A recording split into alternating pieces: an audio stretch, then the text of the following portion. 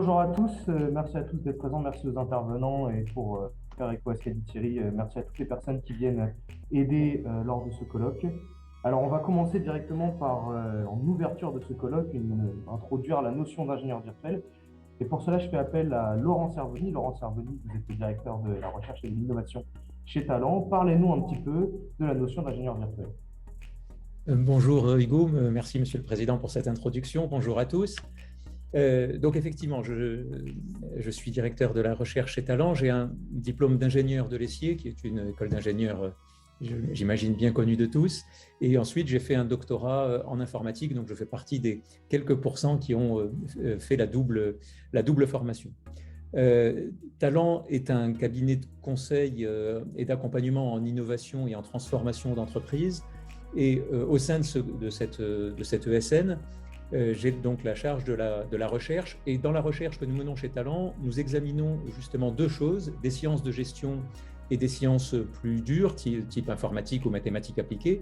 Et dans les sciences de gestion, on a été amené à réfléchir justement sur un certain nombre de projets de recherche autour de la notion de télétravail, de management à distance, et de conduite qui ont été induites évidemment par le Covid, mais le télétravail en fait et cette notion de travail à distance, que ce soit pour les ingénieurs ou autres types de métiers, c'est une réflexion en France depuis déjà très longtemps. La première thèse que vous pourriez trouver sur le sujet date de 1997 par Madame Catherine Poirier, qui avait réfléchi déjà aux impacts du travail à distance sur les méthodes de travail.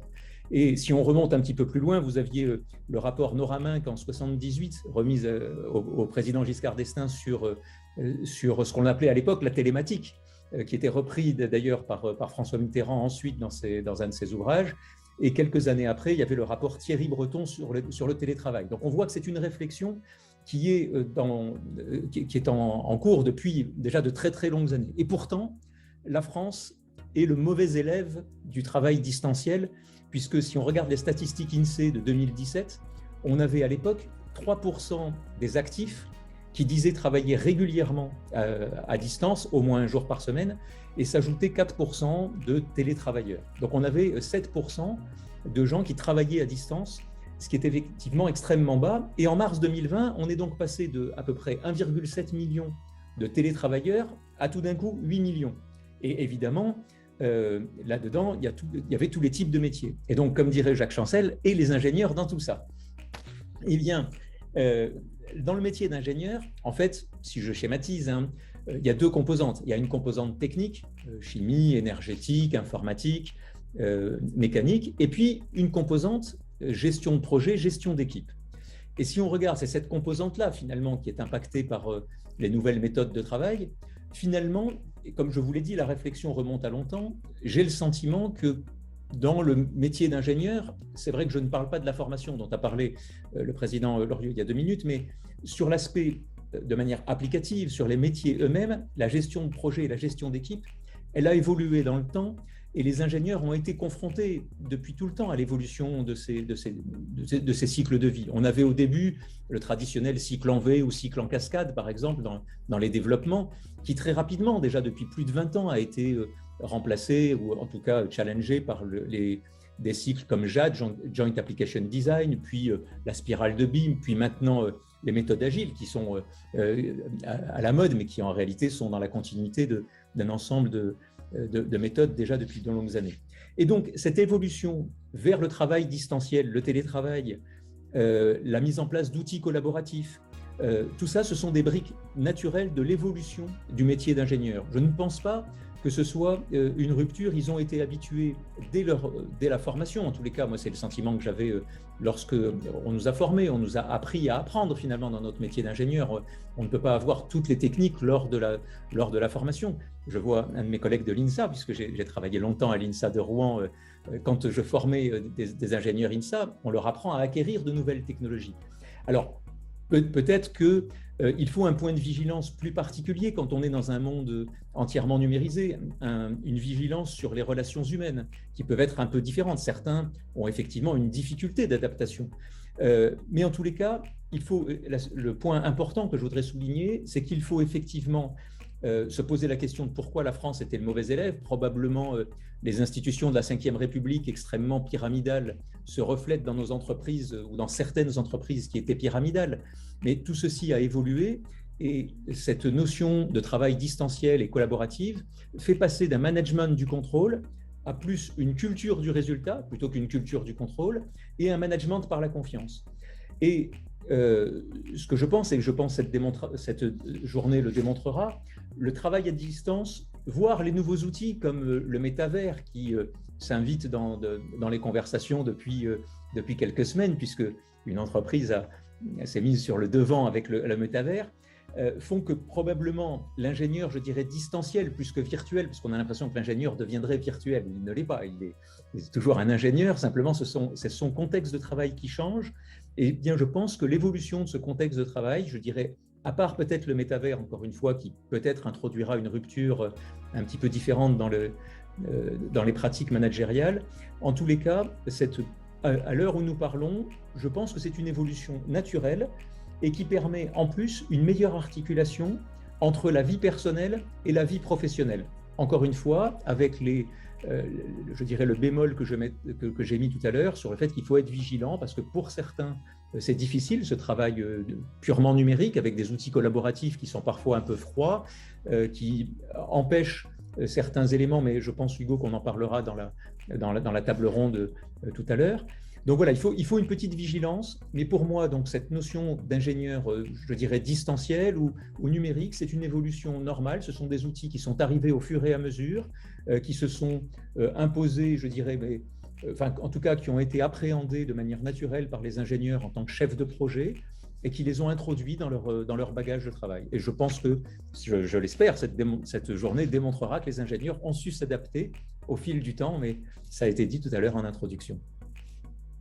Merci M. Cerveny pour cette introduction sur l'ingénieur virtuel. Passons aux enseignements à tirer du télétravail massif, donc avant, pendant et après la pandémie. Je passe la parole à Jean-Michel Estrade. Jean-Michel Estrade, vous étiez anciennement DRH, donc directeur des ressources humaines chez Atos. Que pouvez-vous nous dire sur le télétravail chez Atos dans cette période compliquée? Alors bonjour, effectivement, donc Atos ayant été de longue date dirigé par Thierry Breton, vous ne serez pas surpris si le télétravail a été appliqué chez Atos dès les années 2010 à peu près, et a touché à peu près 30% de notre population. La novation lors du Covid, c'était de basculer de 30% à 100%. Et évidemment, de découvrir que des choses qui paraissaient impossibles devenaient tout d'un coup réalistes. Je vais citer des exemples. Les banques sont réputées pour la qualité de leur firewall, pour éviter toute intrusion extérieure, et amener des salariés à travailler sur des systèmes informatiques bancaires depuis leur domicile a provoqué, évidemment chez nos salariés, mais aussi chez nos clients, une réflexion sur le thème comment est-ce que je peux, tout en maintenant un niveau de sécurité acceptable, m'adapter pour continuer à délivrer une qualité de production.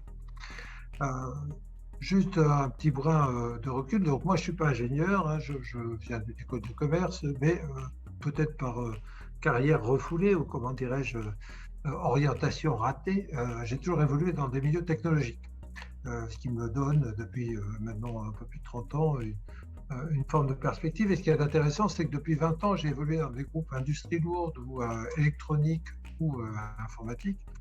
Et on a toujours eu ce rêve de l'ingénieur virtuel. Et ce rêve, c'était de se dire, finalement, un projet qui dure 3 ans, si je m'arrange intelligemment, je vais pouvoir le réaliser en une année, tout simplement en demandant à l'Europe de travailler sur ses créneaux horaires, en fin de journée, en disant à l'Europe, vous allez basculer ça sur vos collègues américains qui vont continuer à travailler, et évidemment, en fin de journée aux États-Unis, basculer ça sur l'Asie, y compris l'Inde, qui ensuite vous le renvoie en Europe. Et on s'aperçoit en fait que c'est techniquement possible. C'est juste que c'est pratiquement difficile à mettre en œuvre parce que, au-delà de la virtualité, ça a été mentionné par l'intervenant précédent, il y a quand même une dimension d'interaction individuelle, de culture, de bagage culturel, qui font qu'il n'est pas toujours facile de transférer de l'un à l'autre les données qui doivent l'être et d'éviter des... On est dans le monde de la logistique, les fameuses ruptures de charge, hein, c'est-à-dire que chaque fois que vous changez de véhicule, eh bien, vous avez un temps perdu. Alors, Dans les chaînes de production, c'est ajuster les réglages de la machine-outil. Et dans la logistique, c'est passer d'un mode de transport à un autre mode de transport. Et en informatique, c'est pareil. C'est passer d'un cerveau qui est constitué d'un certain nombre d'a priori culturels à un autre cerveau qui est constitué, lui, d'un autre certain nombre d'a priori culturels. Donc, c'est techniquement concevable, enfin possible, c'est intellectuellement concevable, c'est extrêmement difficile à mettre en œuvre, justement parce qu'il y a beaucoup de non-dits, il y a beaucoup de substrats culturels, des choses sous-jacentes ou latentes, ou même des choses qui vous paraissent des évidences. Je prends souvent l'exemple parce qu'il est un peu ridicule. Pour moi, français, la gare de Lyon, il est normal qu'elle soit à Paris. Eh ben, je vous mettrai au défi de trouver une autre culture qui trouve normal que la gare de Lyon soit à Paris, puisqu'il y a une ville qui s'appelle Lyon et que, grosso modo, ce sous-jacent-là, les gens qui ne l'ont pas, vous allez perdre des choses au moment du transfert de ça. Donc, basculement très fort, des risques, c'est l'isolement, hein, puisqu'on évoque un peu, là c'est ma casquette ressources humaines, donc le risque le plus fort, c'était l'isolement. Le risque spontané immédiat, ça a été un déséquilibre absolu sur la vie personnelle versus la vie professionnelle, puisqu'il n'y a plus ces périodes de rupture classiques entre je vais au bureau, je reviens du bureau. Et même si on est dans des métiers de matière grise, ces transitions permettent de faire une rupture. Là, quand vous restez chez vous, je vais du salon à la salle à manger, puis je repars au salon pour qui me sert de bureau, vous perdez un peu ça. Et du coup, on a eu un petit risque qui était un risque d'épuisement ou de surengagement des salariés. Fort heureusement, avec les petits allers-retours qu'on a connus, les gens ont appris à s'ajuster et appris à modérer ça. Mais dans l'enseignement, je pense que c'est un point qui est important de développer, c'est de dire aux gens qu'il faut apprendre à travailler un tout petit peu différemment. Il faut leur apprendre aussi à, à documenter tout ce qu'ils font. Alors je sais qu'en théorie, c'est ce qu'on leur apprend, mais parfois, pour aller plus vite, et parce que des choses nous paraissent évidentes, on documente un peu moins, ce qui fait que la transition peut s'avérer plus compliquée. Et le dernier petit point, et ça c'est intéressant, c'est qu'au niveau managérial, alors d'abord, la qualité managériale ne tient pas au médium, hein, donc un très bon manager dans la vie réelle restera un très bon manager en distanciel. Il y aura quelques ajustements à faire, mais ça reste un bon manager. Un très mauvais manager dans la vie réelle, honnêtement, c'est pas parce qu'il est en distanciel que tout d'un coup sa qualité de management va se développer. Donc il va falloir faire attention parce qu'en fait il y a un risque d'accentuation des biais du mauvais management à travers le côté immatériel de la relation qu'on a avec les équipes.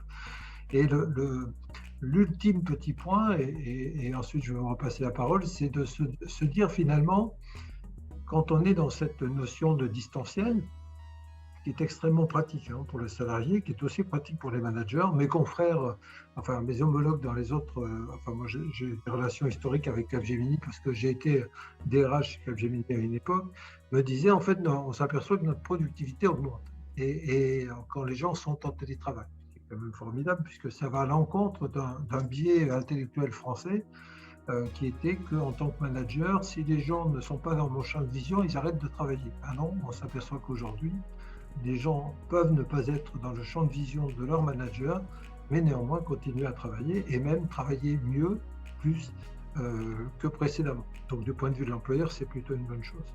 Voilà, toutes ces dynamiques en guise de propos introductifs, d'expliquer que tout ça demande une autorégulation de la part du salarié, une autorégulation de la part du manager aussi, éviter des... Il est vrai que moi, il m'arrivait souvent d'envoyer des mails alors le samedi, le dimanche ou à 23h ou que sais-je, et puis je précédais toujours ces mails d'une petite mention qui était de dire vous n'êtes pas obligé de le lire parce que c'est par convenance personnelle que je vous l'envoie à cette heure-ci, mais quelque part, le salarié qui reçoit de la part de son patron un message à 23h se sent quand même tenu, s'il en prend connaissance, d'y répondre. Et donc, il va falloir cultiver le droit à la déconnexion et surtout le développer et donner aux salariés le sentiment que, d'abord, ils ne sont pas indispensables à 100% du temps, donc il faut qu'ils apprennent aussi à se déconnecter et donner effectivement aux managers le discours prégnant qui est de dire l'heure de l'intervention que je fais ne signifie pas une disponibilité immédiate de la part du salarié. C'est juste, quand je marquais ça dans certains mails à certains proches, c'est un nœud à mon mouchoir, c'est juste parce que j'y pense maintenant et je ne veux pas l'oublier, donc je partage, mais surtout ne prenez pas ça comme une injonction à réagir, parce que c'est loin d'en être une, c'est vraiment comment dirais-je, une façon de m'organiser personnellement. Voilà un peu tous les éclairages que je peux vous apporter en propos introductifs et pour rebondir aussi sur l'interlocuteur précédent, l'intervenant précédent, la dimension très importante et pourquoi est-ce qu'on est important en télétravail, je pense qu'on est resté beaucoup sur le présentiel en France parce que qui dit présentiel dit contrôle, alors, en tout cas contrôle visuel, voire contrôle par les pairs, c'est-à-dire que quand vous êtes dans une équipe où tout le monde reste jusqu'à 8h du soir, ben, vous aurez tendance naturellement à rester jusqu'à 8h du soir parce que vous ne voulez pas vous faire mal voir dans votre équipe. Tous ces aspects-là disparaissent plus ou moins à travers cette connexion et cette virtualité ou ce caractère hybride de la présence au sein des équipes. Voilà, rapidement développer quelques influences ou quelques incidences. Merci, Monsieur Estrade, pour ces quelques mots, ces quelques analyses. Vous avez parlé tout à l'heure de la difficulté et de la nécessité dans la formation des ingénieurs d'intégrer le télétravail. Je me tourne vers vous, Fabrice Ville, vous êtes ingénieur-chercheur à l'INSA Lyon. Est-ce que vous pouvez nous parler un petit peu du télétravail dans la formation et les changements dans les méthodes de travail des ingénieurs? Alors, j'ai apporté juste un tout petit correctif. Je suis pas ingénieur-chercheur, je suis professeur des universités à l'INSA, puisque c'est des métiers différents. Tout d'abord, je vous remercie donc de me permettre de participer à votre colloque. Si vous permettez en quelques mots ce qu'est l'INSA, parce que c'est pas évident peut-être pour tout le monde de bien mesurer les choses. Donc, l'INSA Lyon fait partie du groupe INSA. Il y a 8 établissements dans le groupe INSA. Nous recrutons après le bac et à bac+3 et bac+4. Et quelques traits particuliers de l'INSA qui me semblent importants aussi par rapport à aujourd'hui, c'est que donc nous avons été créés en 57, c'est relativement récent, par le recteur Jean Capel et le philosophe Gaston Berger. Gaston Berger, pour les plus anciens comme moi, c'est le papa de Maurice Béjart, le chorégraphe français, donc ça donne aussi des perspectives différentes. Et puis c'est le père de la prospective. Le père de la prospective, c'est préparer le futur de l'être humain. Et ça, c'était dans les gènes de la création de l'INSA avec, par exemple, 2 objectifs que j'ai en tête et qui me paraissent importants. Tout d'abord, c'était avoir une école qui joue le rôle d'ascenseur social. Et en ce sens, à la création, il y avait la volonté de recruter des enfants de paysans et d'ouvriers et de les emmener vers le métier d'ingénieur. Et ça a plutôt bien fonctionné. Et là, on est en train de travailler à la rénovation de ce modèle social, justement. Et puis, il y avait l'aspect imbrication de la recherche et de l'enseignement. On se retrouve par exemple, au site de Lyon, avec des élèves qui travaillent sur nos plateformes de recherche, un nombre important d'intervenants qui sont à la fois enseignants et chercheurs. Et puis, on a nos bâtiments de recherche et nos bâtiments de formation qui sont quasi imbriqués. Donc, tout ça, ça permet en fait un transfert de ce qui se fait en recherche vers la formation et en particulier sur ces pratiques-là. Juste un dernier point pour terminer sur cette présentation de l'INSA. Gaston Berger parlait souvent de l'ingénieur citoyen. Et ça me paraît important aussi de le souligner par rapport à notre discussion, parce qu'en fait, l'idée même que l'ingénieur ait un impact fort sur la société et son environnement me semble évidente. Et avoir en tête que ça fait partie du métier et que c'est de sa responsabilité, c'est le point de départ de questions sur justement ce qu'on est en train d'évoquer, la virtualisation des métiers, le lien entre les personnes, etc. Alors en ce qui concerne la thématique du jour, que je réinterprète aussi comme la virtualisation du métier d'ingénieur, parce que l'ingénieur virtuel, comme l'a souligné Monsieur Estrade, même si et précédemment Monsieur Cervoni, même si on parle de métavers, etc., j'espère qu'on aura encore des ingénieurs de chair et de sang, hein, mais il y a toute une dimension qui est déjà les outils de l'ingénieur, avant même de parler de télétravail, etc. C'est-à-dire que aujourd'hui, très tôt dans la formation, nous avons eu à l'INSA, par exemple, l'introduction d'outils de calcul puissants, de la CAO, du PLM, tout ça parce que c'était travaillé dans les laboratoires de recherche. Et donc, ça a fait écho en formation. Il fallait former nos ingénieurs à ces outils dits à l'époque du futur, qui sont aujourd'hui nos outils courants. Monsieur Estrade m'a volé mon exemple, mais justement, on parlait au tournant des années 90 de cette idée de travailler H24 sur un projet en le faisant circuler autour du monde entier. Et d'ailleurs, les grands pilotes là-dedans derrière, c'était l'aéronautique qui rêvait de pouvoir faire travailler des ingénieurs H24 parce que, entre autres, à l'époque, au-delà du gain de temps, on avait des coûts du matériel informatique et des outils qui étaient exubérants. Alors, pour ce qui concerne notre enseignement aujourd'hui, il y a plusieurs points qui me paraissent importants. Tout d'abord, on a tendance à croire que les élèves étant nés avec le numérique, ils maîtrisent le numérique. Or, c'est faux. C'est complètement faux. Et je vais vous montrer plusieurs points. Alors, qui sont d'importance différente, hein, bien sûr. Tout d'abord, ils ont absolument, quasiment aucune sensibilité aux aspects de sécurité des données. De ce qu'est le piratage, de ce qu'est l'espionnage industriel, de ce qu'est l'identité numérique. On a des RH ici, hein, nos étudiants utilisent énormément les réseaux sociaux, ils étalent leur vie sur les réseaux sociaux et en fait, ils n'ont aucune idée de ce qu'est l'identité numérique. Et ils ne réalisent pas qu'aujourd'hui, pour un recruteur en ressources humaines, l'analyse de l'identité numérique fait partie du travail quand on reçoit des candidatures. Donc ça, on le rappelle à nos élèves. Par ailleurs, l'espionnage industriel, alors là, je ne vous ferai pas l'affront de vous dire que tout le monde utilise les Google Drive parce que c'est hyper pratique, mais personne ne se rend compte que derrière, c'est aussi un moyen de donner tous nos savoirs à nos collègues américains, puisqu'on sait que les fuites sont plus qu'importantes.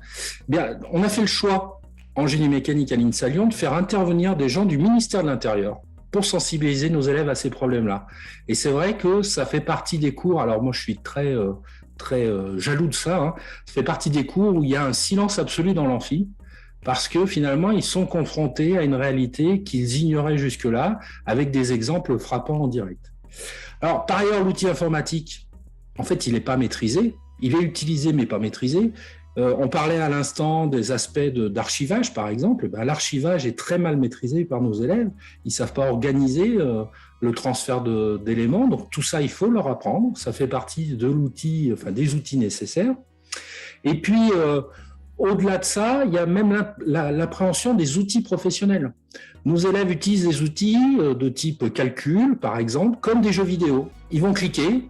Ça plante pas, ça donne un résultat qui a l'air à peu près bon, c'est bon, on va avancer, ça va être bon. Et en fait, on arrive à des résultats un peu catastrophiques quand on n'a pas la méthodologie. Donc nous, notre job, ça va être de les ramener à de la méthodologie malgré cette virtualisation du métier.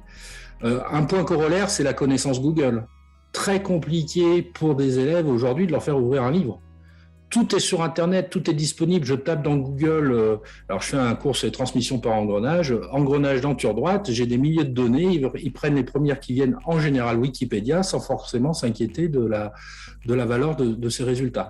Donc tout ça, c'est important à avoir en tête. Un point, je pense qu'on discutera lors de la table ronde, c'est la particularité liée à l'écran. On travaille toute la journée sur un écran et en fait, l'écran devient notre dimension de travail. Et ça, c'est un point important à avoir en tête. Imaginez un ingénieur qui conçoit un avion toute la journée sur un écran. En fait, dans sa tête, son cerveau va penser que l'avion fait la taille de l'écran. Comment arriver à se projeter sur sa vraie dimension d'avion, sur sa masse, etc. Donc ça, c'est très, très complexe. Et c'est tout l'enjeu aussi de la maquette numérique dont on parlait tout à l'heure. On peut aller de l'idée jusqu'à la production du produit sans avoir un trait à la réalité. Puis alors pour terminer, on peut parler un peu de cette période Covid qui nous a tous évidemment fortement impactés. Alors en ce qui nous concerne, comme on a appris la plupart du temps les décisions gouvernementales par les journaux, souvent on a dû s'adapter dans l'urgence. On a passé tous nos cours quasiment du jour au lendemain de présentiel à virtuel. Il a fallu préparer des vidéos, etc. Alors, on retire des choses intéressantes. Par exemple, pour ma part, j'ai arrêté de faire des cours magistraux. Maintenant, on a pu revenir en présentiel, heureusement. J'ai arrêté de faire des cours magistraux de 2 heures. Aujourd'hui, je donne des outils à mes élèves, des capsules vidéo, donc des petites vidéos que j'ai créées, des documents. Ils les travaillent en amont. Ils ont pour une 30-40 minutes de travail. Et on va consacrer 45 minutes à de l'échange. Et ça, je pense que c'est important ça a été souligné juste avant, mais l'échange entre les personnes, les discussions, les questions, c'est quelque chose d'hyper important. L'autre aspect, c'est que en fait, nos élèves, je crois qu'ils ne seront pas du tout fans du télétravail. Sortis de la période confinement, de la période enseignement à distance, ils ont été les premiers à demander un retour en présentiel, à demander à ce que l'on y ait des interactions avec les profs. Alors c'est un rêve absolu pour un prof, hein. Quand des élèves vous réclament, vous êtes heureux, hein. Ça n'arrive pas avant. Et puis là, ils réclamaient des cours magistraux, ils réclamaient des TD, du présentiel. Et puis ils ont été, il ne faudra pas l'oublier, parce que je pense que dans leur futur, ça va être un peu compliqué, ils ont été impactés sur les interactions sociales. Ils ont très peu pu interagir depuis quasiment 2 ans. On se retrouve avec des élèves qui n'ont pas eu de vie de campus. Bon, tout ça pour finir en disant qu'on a quand même la chance avec Covid d'avoir eu la mise au point d'outils performants. Je me rappelle juste avant le Covid, une visioconférence commençait et se terminait 2 minutes après. Je vous envoie les slides par téléphone par mail et on se rappelle par téléphone pour continuer la discussion. Aujourd'hui, les outils sont robustes, ça déroule, etc. Et on va devoir de plus en plus, on le fait au travers des séances projets chez nous, on va avoir de plus en plus des séances dans les projets où on va faire du télétravail à nos élèves pour pouvoir leur permettre de pratiquer l'outil déjà, mais aussi de comprendre ce que ça implique le télétravail. Et par exemple, de s'assurer que l'interlocuteur qui est en face a bien compris le message et ça, on ne le voit pas la plupart du temps au travers d'un écran, il nous manque tout le relationnel physique. Voilà, je reste à votre disposition pour de plus amples discussions, puis je vous remercie. Merci beaucoup, Monsieur Ville. En effet, vous avez parlé donc, de problèmes de dimensionnement lorsqu'on utilise les outils numériques, en tout cas chez les étudiants. Steve Péguet, vous êtes directeur scientifique chez Alten. Je me tourne vers vous sur cette transition d'outils numériques. Est-ce que vous pouvez nous parler de la notion d'ingénieur augmenté au sein de l'usine 4.0? Oui, je vais vous partager mon écran pour avoir un fil rouge. Ah, je peux pas le faire. L'animateur a des activités de partage d'écran par les participants. Est-ce que vous pouvez me donner les droits? On travaille dessus tout de suite. Je vais m'introduire en attendant derrière. Donc Steve Péguet, je suis bien directeur scientifique au sein d'Alten. Donc Alten elle se décrit comme la maison de l'ingénieur, hein. On est le premier recruteur d'ingénieurs en France, hein, au sens large, hein. Ça va du métier de l'engineering au métier de ce qu'on appelle entreprise services, hein, l'IT. Alors, est-ce que je vais pouvoir partager mon écran? Oui. Tout va bien? Ça marche? Écoutez, j'essaye. Vous allez me dire si vous voyez la présentation. Je mets en mode. Vous voyez la présentation? On voit la présentation. Alors là, on voit l'ensemble de vos dispositifs. Je crois que c'est notre écran qu'il faut partager. Vous me dites, hein, quand vous voyez. Vous voyez? On voit, mais tu partageais trop. Merveilleux. Voilà, là, c'est bien. C'est mieux? D'accord, on y arrive. Vous voyez, hein, l'ingénieur virtuel. C'est toujours compliqué, même encore aujourd'hui. Pourtant, c'est bien exercé pendant cette année Covid. Donc, quand vous êtes venu me voir en octobre pour justement intervenir sur ce thème de l'ingénieur virtuel, et je vais reprendre le cas d'exemple qui a été cité précédemment, c'était en même temps que l'annonce de Mark Zuckerberg qui changeait le nom de Facebook pour aller vers Meta, hein, la notion de métaverse, hein, derrière, pour dire que son réseau social est orienté vers un avenir mêlant la réalité virtuelle et la réalité augmentée. On l'avait déjà vu avec le rachat d'Oculus sur le sujet, que c'était une des dimensions qui voulait orienter vers l'avenir du réseau social de plus en plus virtuel. Donc l'ingénieur virtuel, pour moi, je me suis posé la question, est-ce que c'est de la science-fiction ou est-ce que c'est une réalité? Et d'où venait justement le mot virtuel, d'où venait le mot métaverse? Et ça vient bien de la science-fiction, puisque en 92, avec le roman justement le Samouraï virtuel, toutes ces notions-là étaient mises dans ce livre. Donc ça date de 92, il imaginait un univers parallèle avec le métaverse, avec justement des mouvements type cyberpunk, mais aussi type hacker, qui faisaient que derrière ce monde-là devenait de plus en plus prégnant par rapport à la réalité physique du monde. Donc ça, c'est intéressant parce que derrière cette notion de virtuel, on y a été confronté là, fortement, c'est sûr, avec le Covid, puisque toutes ces pratiques de télétravail, c'est pas qu'on les a redécouvertes, c'est qu'elles se sont imposées à nous par nécessité. Et derrière, il y a eu aussi tout un mouvement, parce que derrière l'ingénieur, on l'a un peu entendu, et j'ai aussi un peu ce double casquette et double parcours, à la fois des approches où l'ingénieur doit délivrer avec des engagements de résultats, avec des contraintes, et de l'autre côté doit aussi, c'est un peu le mode samouraï décrit par Gartner, il doit se réinventer, inventer des nouveaux cas d'usage, créer, innover en mode ninja. Et je vais donc parler et introduire un peu tous ces outils numériques en prenant bien l'ingénieur selon les deux modes, puisque derrière, s'il va avoir les mêmes outils, il ne va pas forcément avoir les mêmes pratiques et va devoir être amené souvent à évoluer entre ces deux modes-là, ces deux contraintes-là. Et les entreprises, d'ailleurs, l'ont bien pris en compte, puisqu'elles se sont complètement réorganisées aussi autour de leurs ingénieurs selon ces deux modes-là. Moi, par exemple, je suis en charge de la direction de l'innovation. Je suis plutôt dans le mode ninja, et on a une direction technique pour travailler aussi en mode samouraï. Et l'intérêt dans l'entreprise, c'est que bien ces populations-là passent d'un mode à l'autre pour se nourrir avec justement la notion d'ingénieur virtuel, ces deux modes d'organisation. Alors le premier, je pense que ça a été bien dit, c'est que derrière des ingénieurs, il y a des projets. Et ces projets sont de plus en plus virtuels. Ça aussi, c'est pas nouveau, ça a été dit derrière. Je pense que ça a été beaucoup révolutionné dans le software, dans la dimension IT, notamment au démarrage par l'open source. On n'était plus justement dans un modèle entreprise, éditeur, avec un modèle économique donné, mais bien des équipes qui étaient plus dans des entreprises, complètement éparpillées dans le monde, qui devaient produire un logiciel libre derrière, avec des nouvelles pratiques, avec des nouveaux outils, plateforme d'intégration continue, GitHub, pour citer quelques gros mots, quelques exemples là. Et derrière, ces pratiques-là, bien sûr, avec la mondialisation, ça a été très bien dit avec Jean-Michel Estrade, ont permis de mondialiser les projets sous forme de projets virtuels, et renforcés par des nouvelles pratiques type outils collaboratifs et réseaux sociaux d'entreprise. C'était toute l'initiative de Thierry Breton avec l'approche zéro email derrière, qui a obligé à réinventer le rôle de chef de projet, directeur de projet, le management de projet. C'est-à-dire qu'on était dans un management hiérarchique très physique. L'équipe devait être autour de son manager, pour prendre, à un management justement plus virtuel et plus basé sur un leadership, comme dans l'open source. Linux, pour cet exemple-là avec Linux Torvalds, était justement à gérer des communautés autour d'un leader issu de cette communauté sur un des modules de Linux. Et ces pratiques-là, on le voit avec les réseaux sociaux d'entreprise, on cherche à générer des communautés d'experts qui vont élire un de leurs pairs, qui va animer via ces outils-là la connaissance et partager, augmenter la productivité, ça a été dit, mais aussi la créativité, la motivation pour pouvoir justement parfois passer d'un projet à l'autre, intervenir au bon moment et résoudre des problèmes en étant de plus en plus en mode collaboratif ou ouvert quand on parle d'innovation.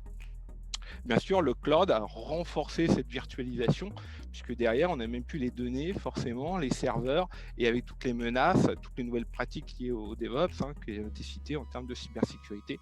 Mais on voit que l'ingénieur a pris toutes ces dispositions pour s'adapter à ces nouveaux modes, pour s'adapter à ces nouvelles organisations au sein des entreprises et des projets, et aussi, bien sûr, tous les impacts qu'on a pu voir quand on parle de pandémie ou autres événements externes. Alors, ça a été dit, bien sûr, il y a beaucoup d'outils numériques, notamment autour de la simulation virtuelle. Et je vais essayer d'exprimer qu'est-ce qu'on entend derrière ces nouveaux outils, quelles ont été les tendances, qu'est-ce qui fait que l'ingénieur devient de plus en plus virtuel, et j'aimerais dire après derrière de plus en plus augmenté, plutôt que cette terminologie-là. J'illustrerai notamment sur deux cas d'usage, qui est le Smart City et le Smart Plant. Donc l'industrie 4.0 pour finir. Alors il y a la loi Moore, voilà, on a beaucoup plus de puissance de calcul, donc les simulations, les outils, même s'ils sont complexes, même si ça nécessite d'être formé, c'était bien dit, ils sont de plus en plus proches d'une certaine réalité. C'est pas pour autant la réalité, je le rejoins complètement derrière. Ensuite, ce monde virtuel génère des données, ces simulations, et vont entraîner aussi des intelligences artificielles, qui fait que derrière, l'ingénieur va de plus en plus augmenter. L'autre chose aussi qui est important, c'est tout l'avènement de l'IoT, et c'est là où les simulations, ce qu'on faisait en monde complètement virtuel, se nourrit de plus en plus d'une certaine réalité, via la collecte des données de terrain, pour pouvoir aller vers des notions de jumeaux numériques liées à la puissance de calcul, l'intelligence artificielle derrière. Mais mieux que la théorie, je vais essayer de le démontrer par quelques exemples précis sur le sujet. Alors, je prends le Smart City, qu'on travaille. Vous savez, là, aujourd'hui, un des enjeux, c'est le déploiement de la 5G. Derrière ce déploiement de la 5G, on va retrouver un certain nombre de problématiques de couverture de terrain, de gestion, de différentes simulations, de différents paramètres, de différentes contraintes de la 5G, de nouveaux paradigmes comme le 3D beamforming. Et donc, on va s'appuyer, nous, sur des simulateurs qui vont permettre de paramétrer l'ensemble et aider justement ce samouraï virtuel, l'ingénieur, à pouvoir positionner les antennes, mais pas que ça, mettre des intelligences de pied d'antenne pour pouvoir générer toutes les promesses associées au déploiement de la 5G et les nouveaux services attendus sur cette nouvelle technologie. Au-delà de ça, si je pars en Ninja virtuel, qu'on mène par exemple comme type de travaux au sein de nos laboratoires, c'est que ces simulateurs, une fois qu'on a connecté la ville, on va permettre de développer et de déployer des nouvelles intelligences. Par exemple, on travaille avec des intelligences distribuées dans les feux pour fluidifier. Et là, toute cette flexibilité, cette agilité va revenir dans des infrastructures intelligentes. Donc là, on voit que le virtuel va réimpacter le physique pour permettre justement aussi de développer de nouveaux services. Par exemple, là, des enjeux, c'est le CO2, on le voit. Alors, il y a la voiture électrique et tout ce qui va et ce qui s'ensuit, et les débats du moment de la campagne, on voit que le sujet est prégnant. Mais derrière, l'objectif, c'est de développer des nouveaux services. C'est pas d'interdire la voiture. C'est que cette voiture-là soit bien dans un écosystème partagé avec d'autres modes, comme le vélo, comme le transport en commun. Et derrière, on développe, là il y a une petite simulation, si ça fonctionne, bon, c'est pas les vidéos qui fonctionnent, c'est quelques contraintes, mais là, on aurait pu voir justement tout un développement de permettre, par le multimodal, de permettre d'avoir un parcours d'or-tour d'or, permettant d'aller d'un point A à un point B en multimode. Ce qui permet d'apporter ce qu'on appelle des ambulance services et du report modal. Par exemple, quand vous êtes dans un moment congestionné, ce qui arrive régulièrement en Île-de-France, et que vous avez un rendez-vous à une certaine heure, vous restez dans votre voiture en espérant que soit votre GPS est suffisamment intelligent, mais quand c'est congestionné, généralement, c'est pas possible. Le conseil qu'on aimerait donner, c'est garez-vous là, prenez un tramway. Vous serez à l'heure. Pour ça, il faut garantir la place de parking, et il faut garantir la possibilité de pouvoir avoir changé de mode et gagner sur son temps de parcours. Et ça nécessite de nouveaux modèles et de nouvelles gestions du virtuel qui voient que derrière va avoir des impacts sur le physique. Un autre exemple, c'est le Digital Twin. Alors, je suis désolé, les vidéos ne fonctionnent pas, mais là, en fait, c'est la ville de Monaco, complètement digitalisée. Vous savez que c'est la première ville qui a déployé le 5G. Elle est entièrement bourrée de capteurs, que ce soit des caméras, de l'IoT. Et là, on est complètement en jumeau numérique. On voit toute la ville se déployer, permettant de voir par un jumeau l'ensemble de ce qui se passe en hypervision sur la ville, sur tous les modes de transport. C'est un véritable jumeau. Et là, ça change tout, parce que du coup, on est bien sur un ingénieur augmenté qui va conseiller la ville en termes d'infrastructure, qui va permettre de fluidifier, de jouer, de rejouer, mais de resimuler des décisions que vont prendre justement les politiques. Je mets en place, par exemple, on l'a vu avec le Covid, des couloirs nouveaux de vélo. Est-ce que derrière, je réduis mon empreinte CO2 ?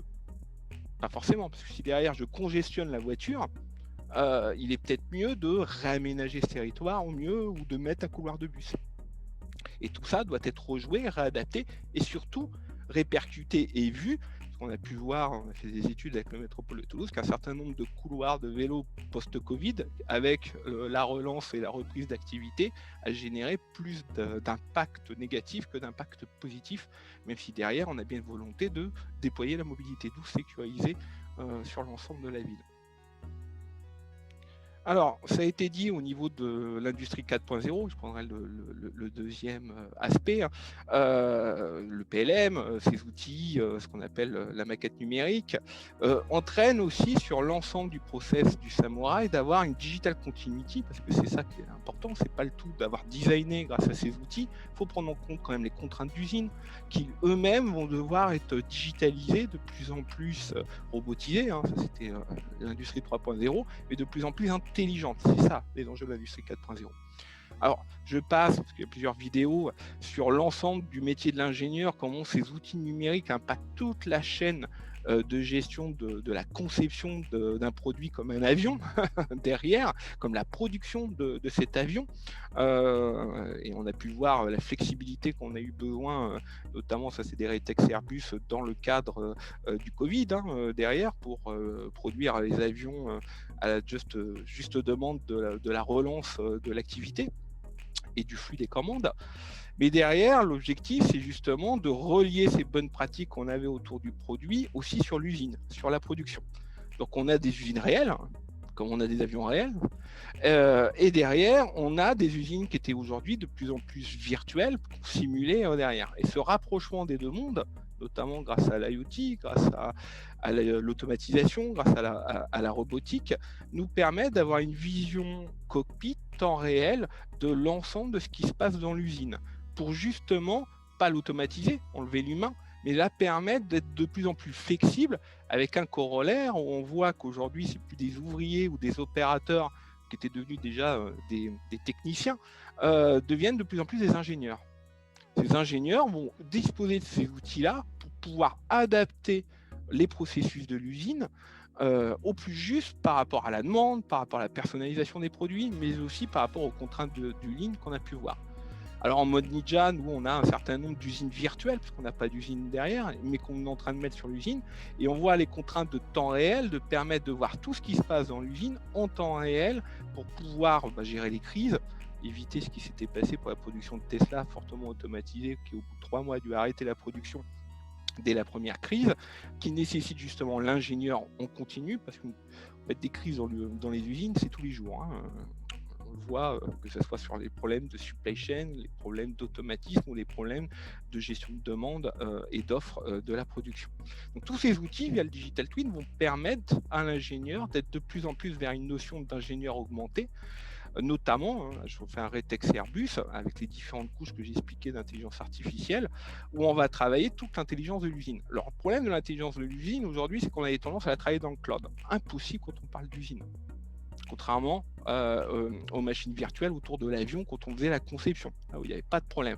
Parce qu'on est sur de la cadence, on est sur de la temps réel, et un des enjeux qu'on avait, c'était par exemple l'optimisation des outils coupants dans une usine.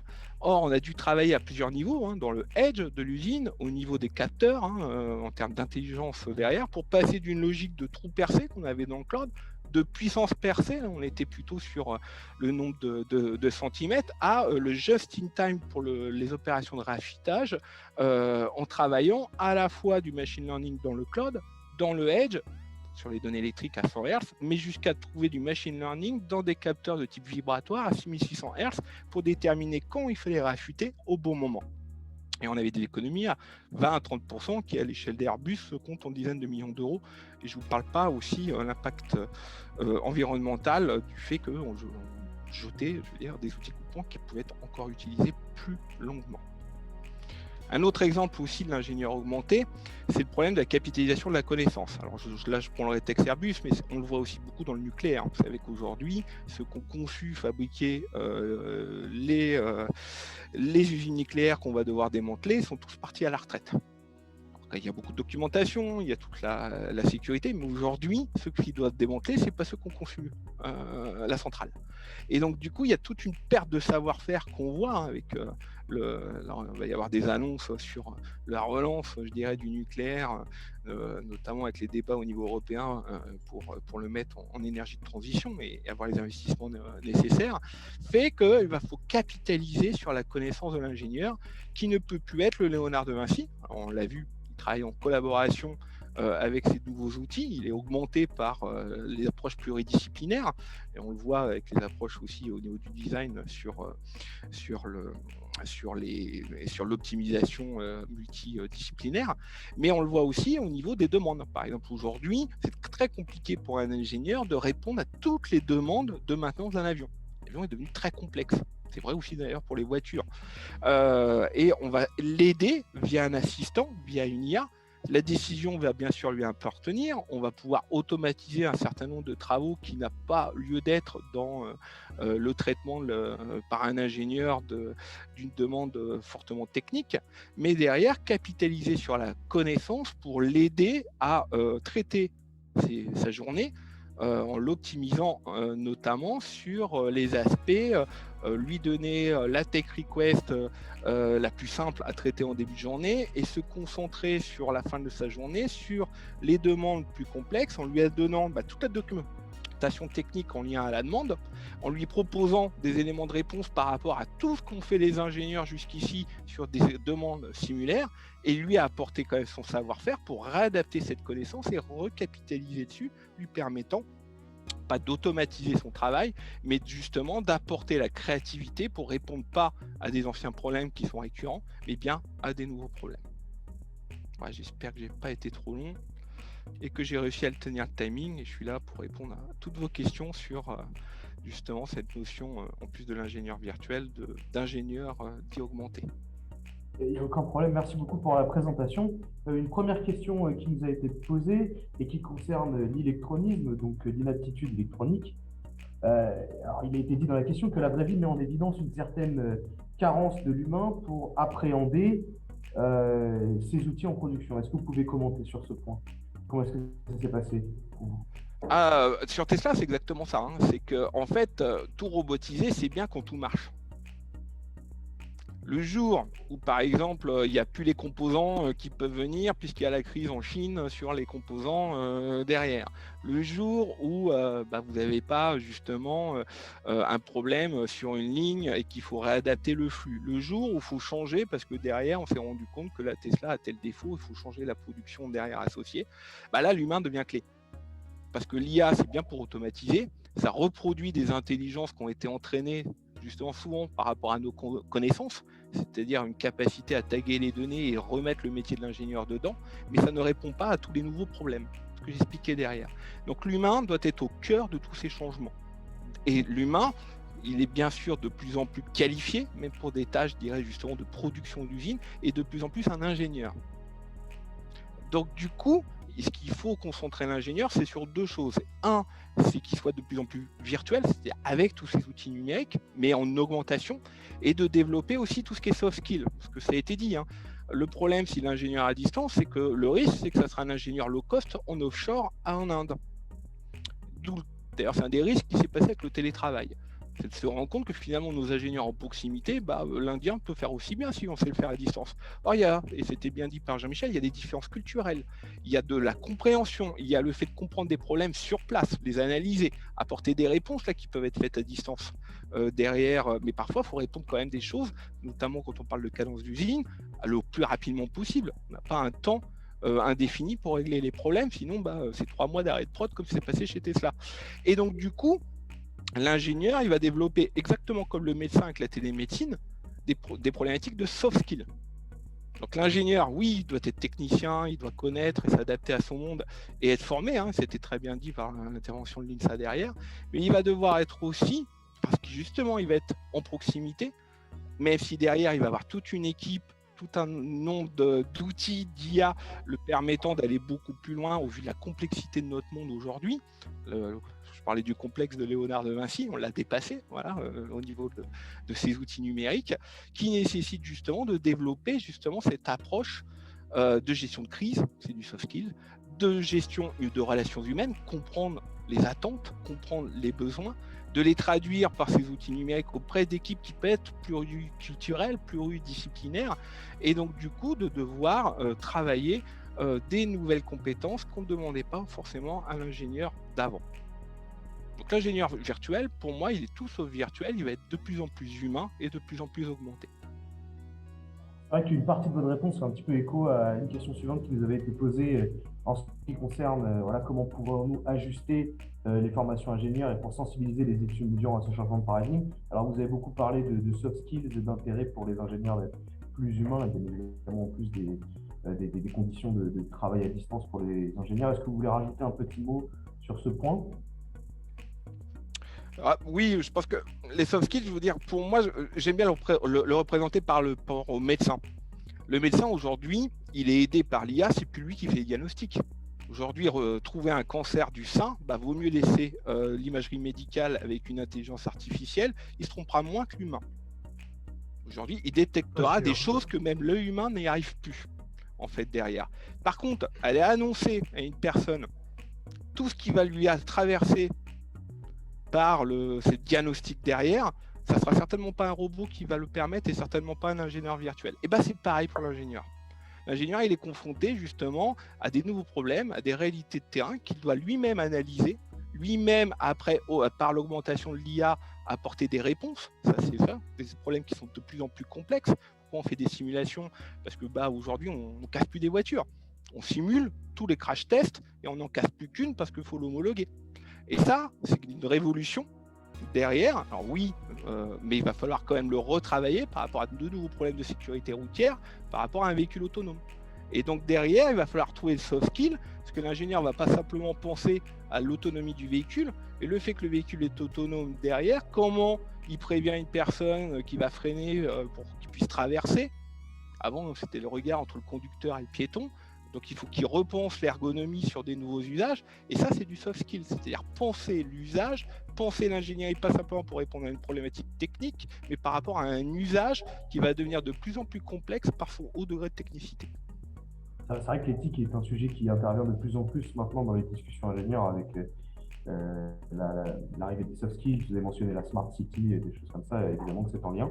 Une toute dernière question pour vous, posée par une personne dans le chat. Quel niveau de maturité a-t-on atteint aujourd'hui concernant l'assistant virtuel?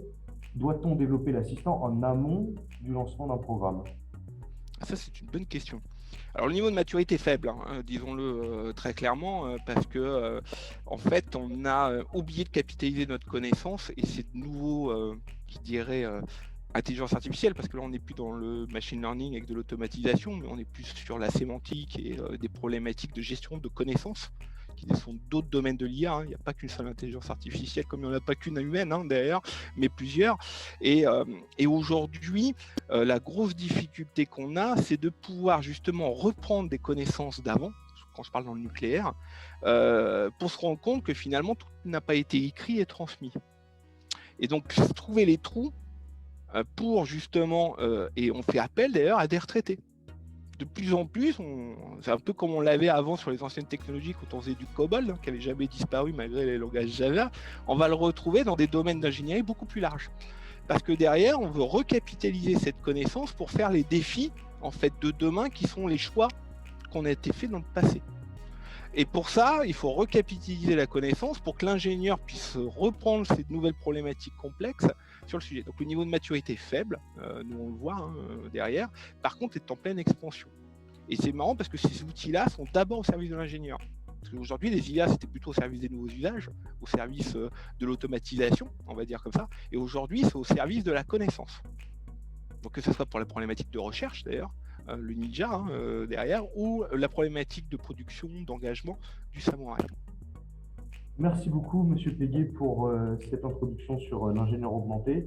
On va conclure cette série d'introductions par Franck Benamou. Vous travaillez chez Alitia. Est-ce que vous pouvez nous faire un retour d'expérience sur les modes mix présents dans votre entreprise, soit tout distanciel ou tout présentiel, ou bien est-ce que plutôt la réponse serait pas un petit peu au milieu?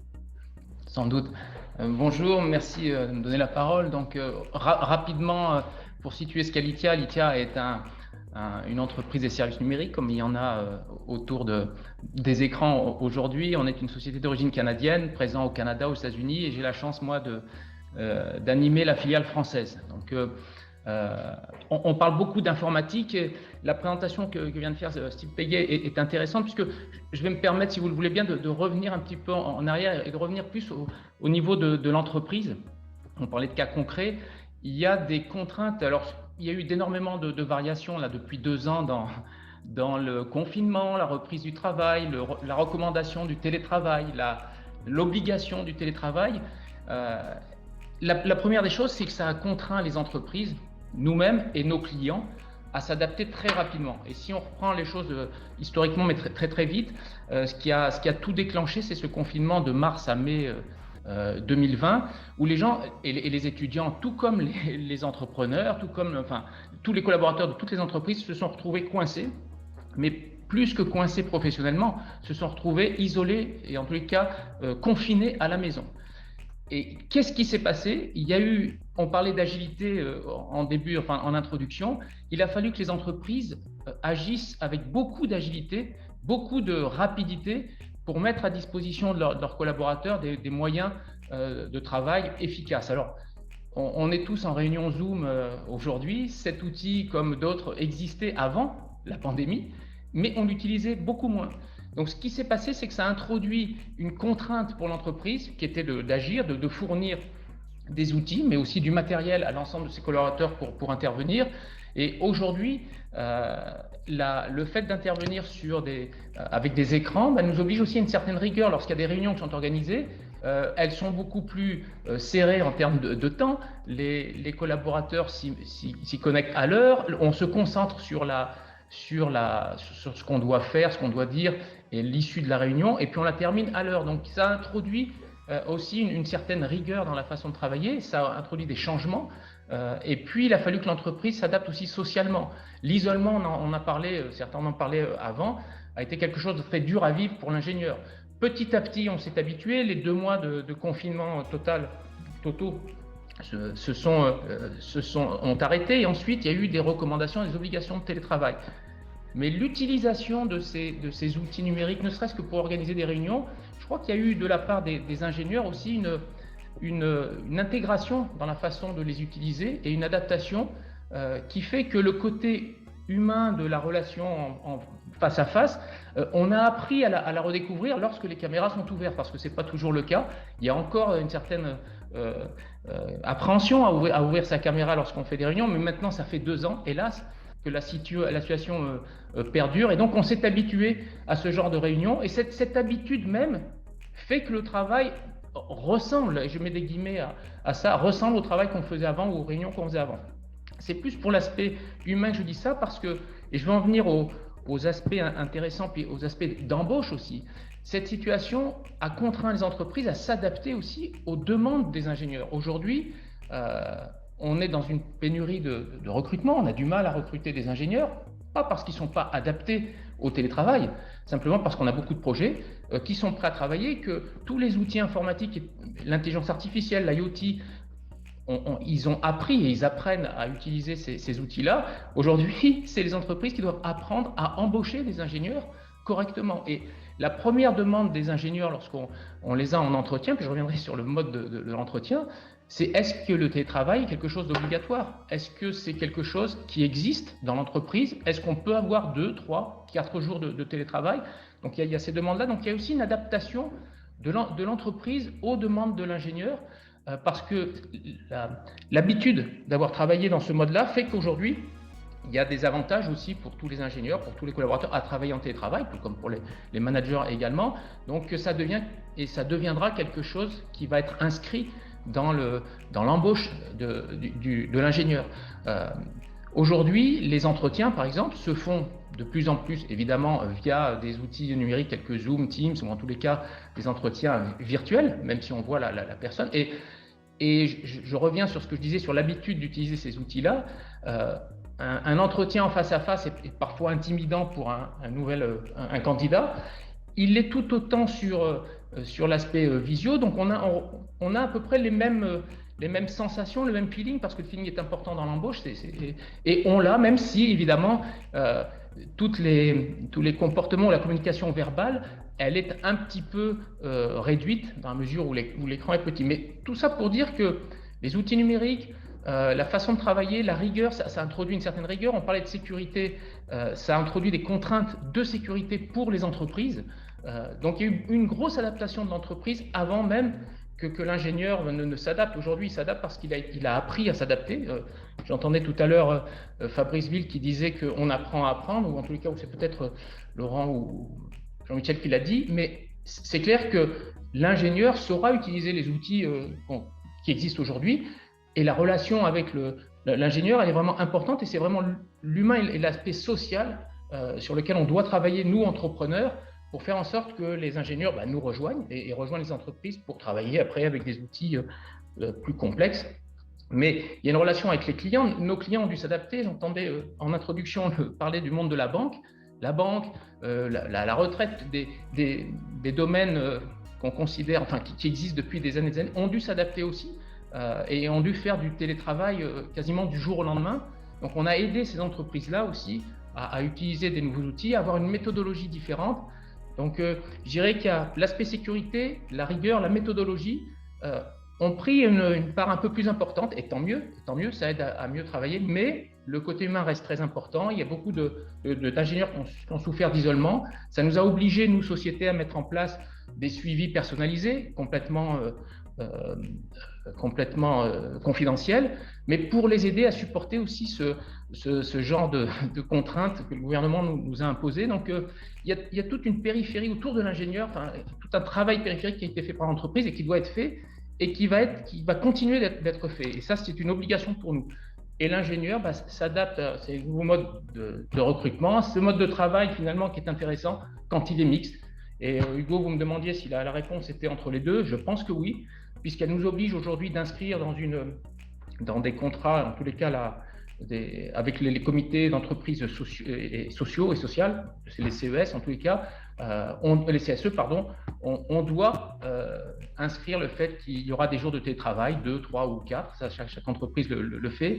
Le droit à la déconnexion dont on parlait aussi avant est important, mais il y a un gros travail de l'entreprise vers l'ingénieur, et ensuite l'ingénieur va nous imposer aussi une certaine façon de travailler parce qu'il a envie de travailler d'une certaine manière. Voilà ce que je peux dire rapidement sur ce qui est fait. Donc c'est vraiment un mode mixte vers lequel on s'est acheminé, on s'achemine aujourd'hui, nous, en tant qu'entreprise de service. Merci beaucoup, Monsieur Benhamou, pour la conclusion de cette petite partie d'introduction. Alors, il y avait une question qui était posée. Pensez-vous que la modalité télétravail doit être annoncée, voire quantifiée au moment de l'embauche? Ça va être un thème majeur de la table ronde numéro 1. Peut-être, Monsieur Benhamou, vous voulez juste mettre un petit mot supplémentaire dessus, sans spoiler, on va dire. Oui, excusez-moi, je n'ai pas compris toute la question. Pensez-vous que la modalité télétravail doit être annoncée ou quantifiée au moment de l'embauche? Alors, moi, elle est pas quantifiée, elle est expliquée, puisqu'aujourd'hui, elle n'est pas, comment dirais-je, cadrée. Ça peut être 2, ça peut être 3, ça peut être 4, mais elle est expliquée en disant qu'il existe une règle de télétravail et qu'on autorise 1 ou 2 ou 3 jours dans l'entreprise. Et ensuite, ça se fait, c'est au moins 2 ou 3 jours. En tous les cas, il y a une limite qui est donnée, mais qui n'est pas formelle et qui peut évoluer. Et juste un dernier point, il y a aussi la capacité de recevoir des gens. Alors, il y a eu beaucoup de variations, je le disais, pendant 2 ans. Il faut s'adapter, c'est-à-dire qu'il y a des gens qui nous demandent, des ingénieurs qui veulent revenir travailler parce qu'ils sont isolés, donc on accepte ça. Il y a une grande tolérance qui est faite, mais en respectant les règles barrières, c'est-à-dire qu'on a mis au point des applications qui font que tout le monde ne peut pas revenir en même temps, donc il faut jouer sur les plannings pour faire en sorte que les gestes barrières soient respectés et qu'on n'ait pas 15 personnes dans un espace de travail ou dans un open space qui ne contient que 20, puisqu'il n'y aura pas assez de place. Enfin, on ne respectera pas les gestes barrières dans ce cas-là. Donc, il y a toute une adaptation, encore une fois, qui est faite. Mais non, pas de contrainte en termes de nombre de jours. Merci beaucoup, Monsieur Benhamou. Donc, on va conclure cette partie de planter le décor. On va pouvoir ouvrir donc les 2 tables rondes. Je passe la parole à Thierry Loriot pour une introduction sur ces tables rondes.